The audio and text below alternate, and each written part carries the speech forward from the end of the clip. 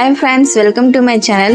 இன்னைக்கு மழைக்கு இதமான காளான் சூப்பு எப்படி செய்யலாம்னு பார்க்கலாம். அது இல்லாம இந்த சீசன்ல காளான் வந்து நமக்கு இயற்கையாவே கிடைக்கும். இந்த டைமை மிஸ் பண்ணாம மறக்காம காளான் சூப் செஞ்சு பாருங்க. ஃபர்ஸ்ட் எண்ணெய் ஊத்திட்டு 4 வெங்காயம் ரொம்ப ஸ்மால் சைஸ் சின்ன சின்னதா அரிஞ்சு வச்சிருக்கேன். அதை போட்டு சாலிட் பண்ணிட்டு 4 பச்சை மிளகாய் அதையும் சின்ன சின்னதா அரிஞ்சிட்டு அதையும் போயிட்டு நல்லா சாலிட்டா வறுத்துட்டு நெக்ஸ்ட்டு கருவேப்பிலை போட்டு தேவையான உப்பு ஆட் பண்ணிக்கோங்க.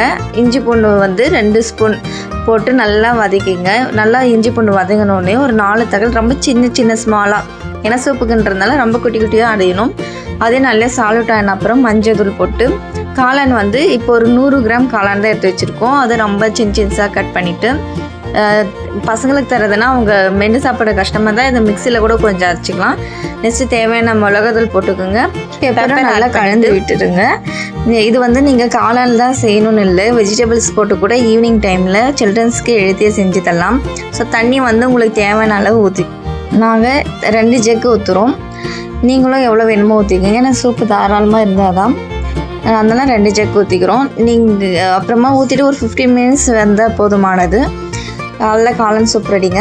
நீங்களும் மறக்காமல் செஞ்சு பார்த்துட்டு எப்படி இருக்குன்னு கமெண்ட்ஸ் பண்ணி இந்த மாதிரி வீடியோஸ் பார்க்க நம்ம சேனலை மறக்காமல் சப்ஸ்கிரைப் பண்ணி பக்கத்தில் இருக்கிற பெல் ஐக்கானை கிளிக் பண்ணிடுங்க.